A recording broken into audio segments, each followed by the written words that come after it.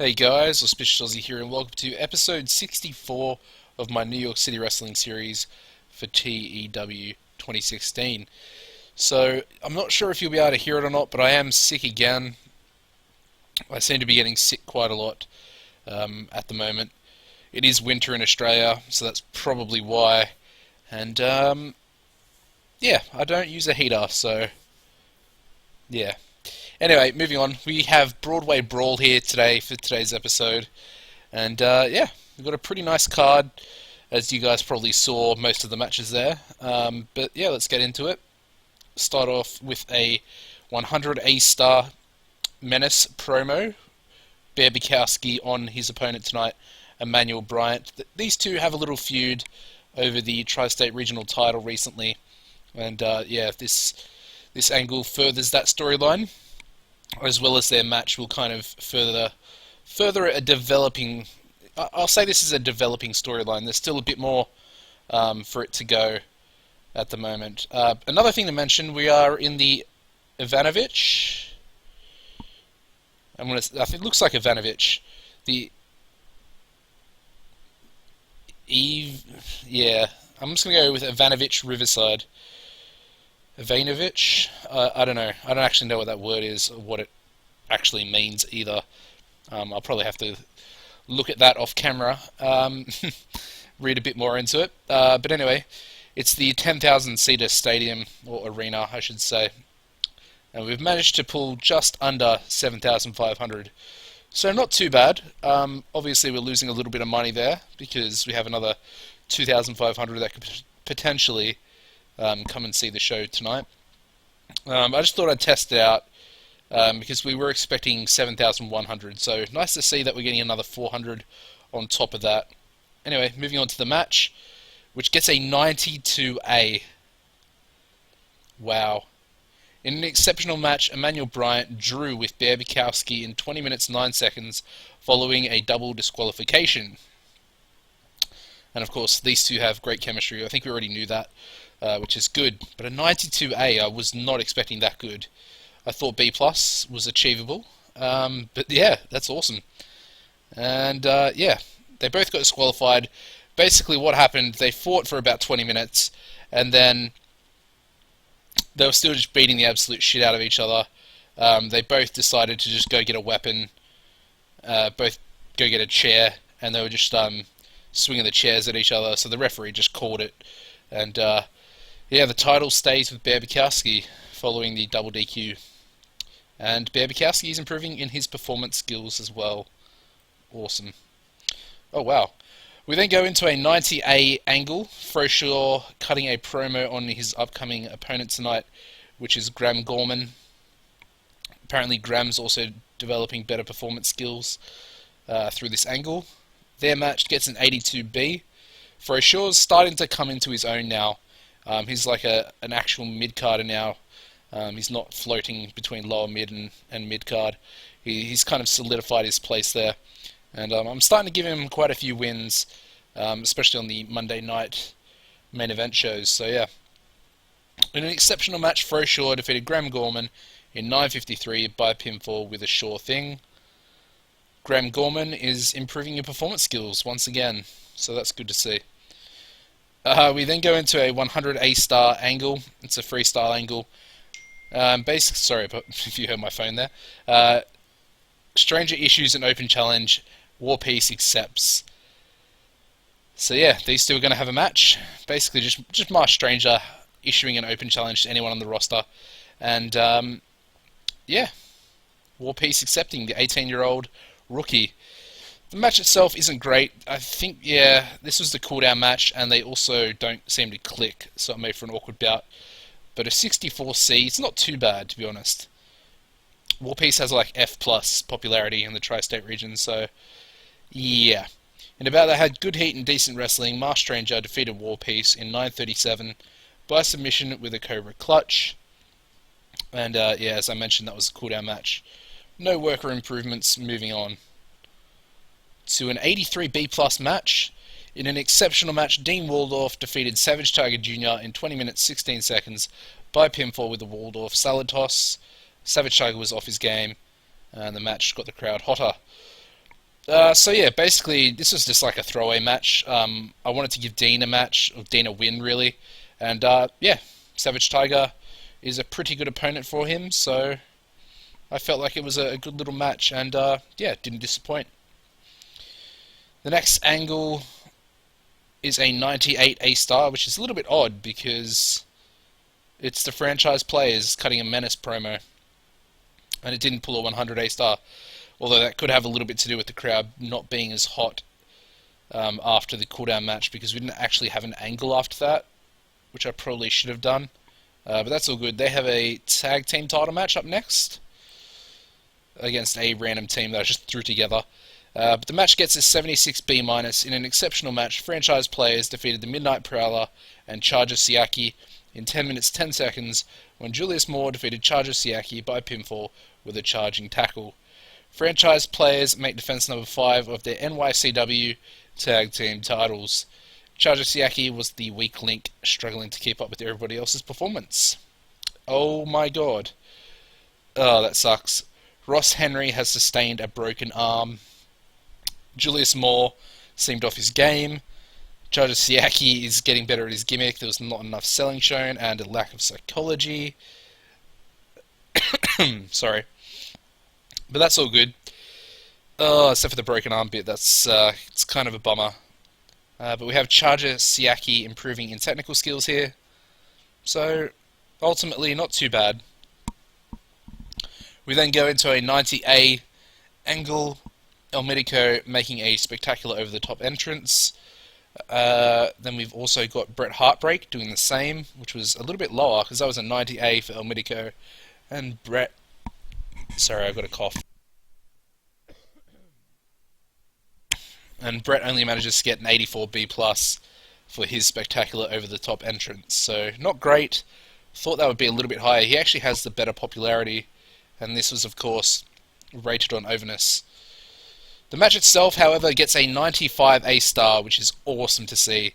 This was a number 1 contenders match, and I decided to put 30 minutes on it, so yeah, interesting.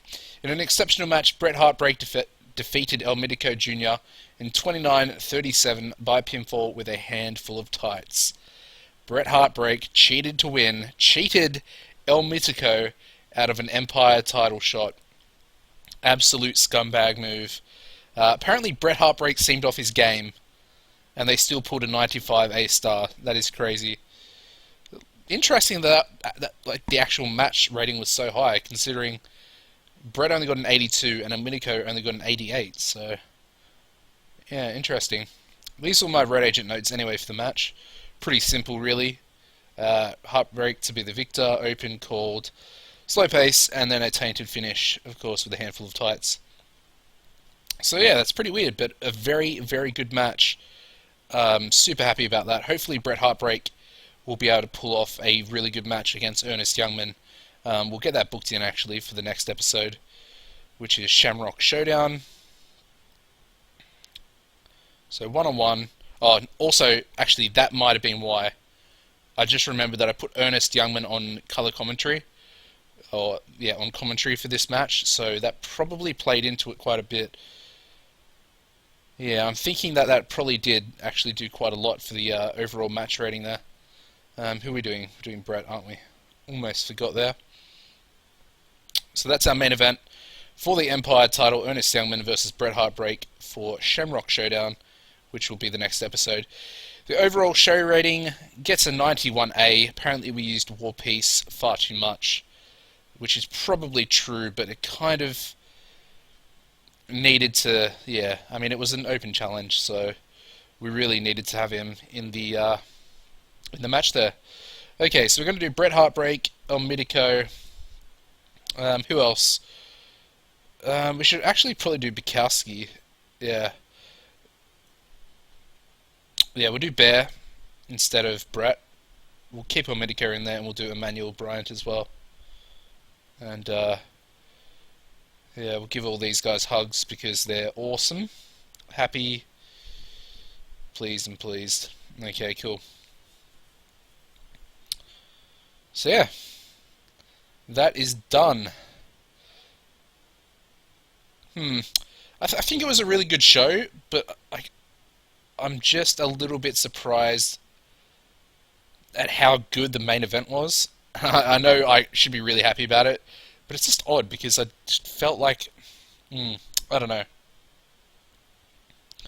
Okay, so we get the increased importance for the event of Broadway Brawl. It's now an above average event, which is cool. It's kind of on form. There's the broken arm that Ross Henry has suffered. Um, can't actually see that, my bad. Okay, so he'll be back in 36 days, which is quite a while. So that's not great. It really isn't. A lot of his popularity is going down, I've noticed. So that's also not good. Although it kind of is good because, yeah, hopefully it'll mean that the big American companies won't come in for him. In saying that, I've probably just jinxed it right there. Anyway, Ernest Youngman's opinion on War Peace. Apparently he isn't tough enough for the business. The kid has no upside. I mean, he doesn't have an upside at the moment. It's kind of not the reason why I brought him in. I just wanted another jobber. And the guy, basically, I like his mask. I like even his name is pretty cool. And yeah, he could possibly develop. Let's have a look at him real quick. See what I mean? I like his mask. I mean, as far as his tag team, the Freedom Fighters, I could probably get his mask recolored and maybe make it like red, white, and blue to go along, or be similar to Freedom Eagle. I'm not sure. I might do that. I'm contemplating it. It's probably going to be a little bit of effort. We'll have to wait and see. So I may as well give everyone an auto push real quickly. Okay, so he's an opener now from an enhancement talent, which is good. Yeah, so there are his stats. He's got like C minus brawling, 59C flashiness, 49D plus aerial, and a 50D plus chain wrestling. That's pretty decent for a top row, for an 18-year-old anyway. 58C minus basics. I mean, his psychology is absolutely terrible. But he's got 88B plus stamina and a C in athleticism. Sorry, athleticism and selling as well. A little bit of star quality, charisma. And he can also play babyface or heel, which is pretty important. And that's something that I actually quite like. So yeah, good stuff. Can play a few gimmicks as well.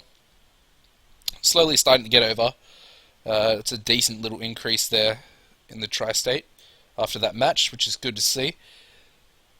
Yeah, and he's got a NYCW specific mask, which is already at 4% prestige, which is cool. Yeah, I like that. So yeah, Bear Bukowski, yeah, he's upset because of the match. He didn't want a double DQ finish, so apologies if I've been coughing a lot. I just can't help it. Ooh, he's being a greedy little bastard. Ugh. Okay. Wow. How much did I just gave him like $4,000 and he didn't even. Yeah, $4,000 and he didn't even change his morale issue level. That's really annoying. Screw you, Bear. Should take the title off him. He's a bit cancerous backstage. Sorry. I can't keep coughing. It's really unprofessional. Yeah, he can't keep having issues backstage with people. I mean, I think him and... Where's my backstage? Him and Bret Heartbreak are now... Well, there's Bear right there. He's a negative influence. That's only just recently come back up. Probably because he's got the morale issues now. But yeah, Bret Heartbreak hates Bear Bukowski now. That is kind of my own fault. I did try and meddle between the two. And yeah, both times just made it worse. So that sucks. I did get Fro Shaw off the list, which is pretty good. I would like to get Seth Whitehead off the list, but ultimately I don't really care. Because I like Bret Heartbreak. He's one of my favourite wrestlers in the Cornellverse. So, yeah. Anyway, let's have a look at the popularity. We're still 56 importance and 58 popularity in the tri-state. However, New England has gone up to 31 E plus popularity and 30 E plus importance. So only 17 points off being a cult company, which is awesome to see.